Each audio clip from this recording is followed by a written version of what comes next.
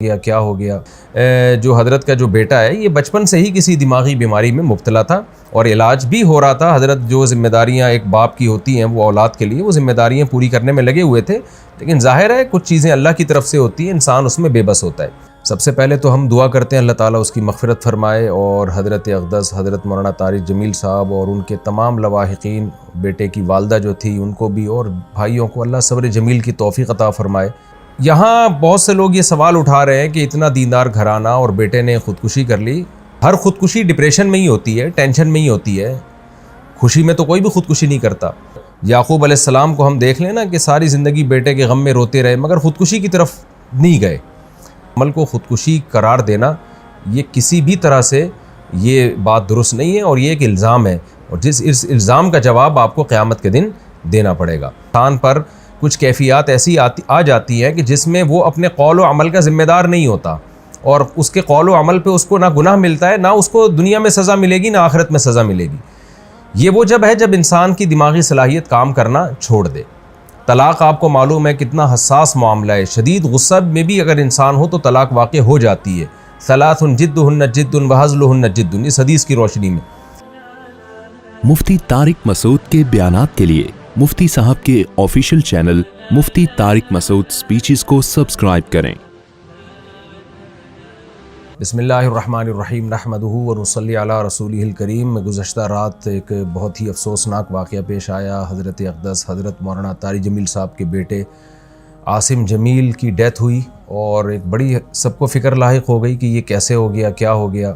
اب ان کے بیٹے کا مولانا یوسف جمیل صاحب کا بیان سامنے آیا ہے کہ اس نے خود کو گولی مار کے ہلاک کیا، اور ڈپریشن کا وہ پیشنٹ تھا۔ سب سے پہلے تو ہم دعا کرتے ہیں اللہ تعالیٰ اس کی مغفرت فرمائے، اور حضرت اقدس حضرت مولانا طارق جمیل صاحب اور ان کے تمام لواحقین، بیٹے کی والدہ جو تھی ان کو بھی، اور بھائیوں کو اللہ صبر جمیل کی توفیق عطا فرمائے، اور اس بیٹے کو اس جہاں کی بھلائیاں نصیب کرے اللہ تعالیٰ، اس کے صغائر کبائر خطاؤں کو اللہ معاف کرے۔ میں جو یہ بیان ریکارڈ کروا رہا ہوں اس کا ایک بڑا مقصد جو ہے وہ ان لوگوں کو جواب دینا ہے جو اس عمل کو خودکشی قرار دے رہے ہیں، کیونکہ میں نے بھی کچھ کمنٹس پڑھے ہیں، کچھ لوگوں کے نیگیٹو کمنٹس ہیں۔ آپ کو پتہ ہے کہ دیندار طبقے کی طرف سے کچھ لوگ ایسے مخالف لوگ ہیں علماء کے، دینداروں کے، کہ ان کو موقع چاہیے ہوتا ہے پروپیگنڈا کرنے کا۔ ہمارے ہاں یہ بات مشہور ہے الحمدللہ، ہمارے ہاں دیندار طبقہ چاہے علماء کا ہو، قراء حضرات کا ہو، حافظوں کا ہو، الحمدللہ ان میں خودکشی کا ریشو نہ ہونے کے برابر ہے، ان کے گھروں میں بھی اور ان کے خود ان میں بھی کوئی بھی خودکشی نہیں کرتا۔ اور یہ بات بڑے فخر سے بیان کی جاتی ہے کہ قاری حضرات کی تنخواہیں دیکھیں، آپ ائمہ کرام کی تنخواہیں دیکھیں، ان کے مسائل دیکھیں، اس کے باوجود وہ خودکشی کی طرف نہیں جاتے، اس لیے کہ اللہ نے ان کو صبر دیا ہے۔ اور یعقوب علیہ السلام کو ہم دیکھ لیں نا کہ ساری زندگی بیٹے کے غم میں روتے رہے مگر خودکشی کی طرف نہیں گئے۔ تو یہاں بہت سے لوگ یہ سوال اٹھا رہے ہیں کہ اتنا دیندار گھرانہ اور بیٹے نے خودکشی کر لی۔ اس کا جواب مولانا یوسف جمیل صاحب کی طرف سے الحمدللہ آ چکا ہے کہ وہ بھائی ڈپریشن کا پیشنٹ تھا، وہ اس کو الیکٹرک کے جھٹکے دیے جاتے تھے، میڈیسن کھاتا تھا وہ، اور ڈاکٹروں نے یہ بھی ہدایات کی ہوئی تھی کہ اس کے پاس کوئی نہ کوئی رہنا چاہیے، کچھ بھی کر سکتا ہے۔ تو یہ جواب میں سمجھتا ہوں کافی ہے ان لوگوں کا منہ بند کرنے کے لیے جو اس عمل کو خودکشی قرار دے رہے ہیں۔ لیکن آپ کو پتہ ہے جو فتنہ پرست لوگ ہوتے ہیں ان کو باتیں کرنی ہیں۔ بعض لوگ یہ بھی تبصرہ کر رہے ہیں کہ ہر خودکشی ڈپریشن میں ہی ہوتی ہے، ٹینشن میں ہی ہوتی ہے، خوشی میں تو کوئی بھی خودکشی نہیں کرتا۔ تو دیکھیں یہ ٹاپک ڈاکٹروں کا ہے، ڈاکٹر بتاتے ہیں، اور ہم نے مشاہدہ بھی کیا ہے کہ ڈپریشن دو طرح کی ہوتی ہے۔ ایک ڈپریشن تو عام لوگ جو دنیا کی محبت میں ڈپریشن میں گئے ہوئے ہیں، ایک ڈپریشن وہ ہوتی ہے جو کسی دماغی بیماری کی وجہ سے ہوتی ہے۔ اس میں دیندار لوگ بھی مبتلا ہو سکتے ہیں، اور اس کا کوئی علاج، اس کا علاج یہ نہیں ہے کہ اس کو صبر کی تلقین کی جائے، اس کا علاج میڈیسن ہوتی ہیں، دماغ میں کچھ کیمیکل آگے پیچھے ہو جاتے ہیں۔ ایسے بہت سارے پیشنٹ ہم نے اپنی زندگی میں دیکھے ہیں، بہت اچھے لوگوں کو جنہوں نے بڑی بڑی ٹینشنیں جھیلی ہیں، برداشت کی ہیں، لیکن وہ بیٹھے بیٹھے ڈپریشن میں چلے جاتے ہیں، میڈیسن لیتے ہیں تو سیٹ ہو جاتے ہیں، وہ دماغ کے کچھ کیمیکل ہیں جو آگے پیچھے ہو جاتے ہیں۔ یہی وجہ ہے، اور یہ نئی بیماری نہیں ہے، صدیوں پرانی بیماری ہے۔ یہی وجہ ہے کہ علماء کرام نے یہ مسئلہ طلاق کے مسائل میں بیان کیا اور قتل قصاص وغیرہ کے مسائل میں بیان کیا کہ انسان پر کچھ کیفیات ایسی آ جاتی ہیں کہ جس میں وہ اپنے قول و عمل کا ذمہ دار نہیں ہوتا، اور اس کے قول و عمل پہ اس کو نہ گناہ ملتا ہے، نہ اس کو دنیا میں سزا ملے گی، نہ آخرت میں سزا ملے گی۔ یہ وہ جب ہے جب انسان کی دماغی صلاحیت کام کرنا چھوڑ دے. طلاق آپ کو معلوم ہے کتنا حساس معاملہ ہے. شدید غصہ میں بھی اگر انسان ہو تو طلاق واقع ہو جاتی ہے. ثلاث جدہن جد وہزلہن جد، اس حدیث کی روشنی میں.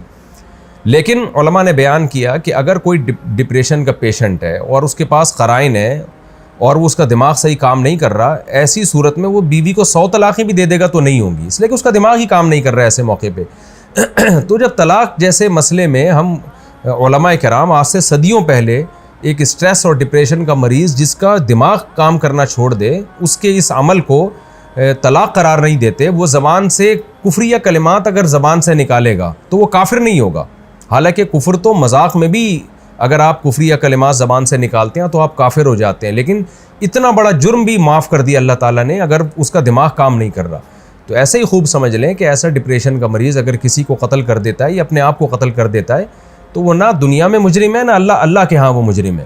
اس میں ملامت کرنا اور کسی کو برا بھلا کہنا یا کوئی نیگیٹو باتیں کرنا، یہ جو باتیں کرنے والے لوگ ہیں وہ مجرم ہو جائیں گے. تو ایک ڈپریشن وہ ہوتی ہے جو دنیا سے دنیا کی محبت کی وجہ سے دنیا کی چھوٹی چھوٹی باتوں کو آپ بہت زیادہ بڑھا لیتے ہیں، یہ کس کی وجہ سے ہوتی ہے؟ یہ ناپسندیدہ ہے، کیونکہ نیک لوگ ہمیشہ صبر کرتے ہیں. لیکن ایک ڈپریشن وہ ہے جو آپ کو کسی دماغی بیماری کی وجہ سے، تو یہ بچپن سے اس کی جو ہمیں تحقیقات سے معلوم ہوا ہے کہ یہ جو حضرت کا جو بیٹا ہے یہ بچپن سے ہی کسی دماغی بیماری میں مبتلا تھا اور علاج بھی ہو رہا تھا. حضرت جو ذمہ داریاں ایک باپ کی ہوتی ہیں وہ اولاد کے لیے وہ ذمہ داریاں پوری کرنے میں لگے ہوئے تھے، لیکن ظاہر ہے کچھ چیزیں اللہ کی طرف سے ہوتی ہیں، انسان اس میں بے بس ہوتا ہے. تو ہم سب اس غم میں حضرت کے ساتھ برابر کے شریک ہیں اور ہم سب دل سے دعا کرتے ہیں اللہ تعالی حضرت کے اس بیٹے کو اس جہاں کی بھلائیاں نصیب کرے اور اس جہاں کی خوشیاں نصیب کرے، اور جو بھی ان کے رشتہ دار اور لواحقین ہیں اللہ تعالیٰ ان سب کو صبر جمیل کی توفیق عطا فرمائے، اور جو منفی کمنٹس کرنے والے لوگ ہیں اللہ تعالیٰ ان کو ہدایت دے. اور میں پھر دوبارہ اپنی بات کو ریپیٹ کرتا ہوں کہ اس عمل کو خودکشی قرار دینا یہ کسی بھی طرح سے یہ بات درست نہیں ہے اور یہ ایک الزام ہے، اور اس الزام کا جواب آپ کو قیامت کے دن دینا پڑے گا. اللہ تعالیٰ مرحوم کی مغفرت فرمائے اور لواحقین کو اللہ صبر جمیل کی توفیق عطا فرمائے اور مرحوم کو جنت میں اللہ تعالیٰ اعلیٰ درجات عطا فرمائے. وما علینا.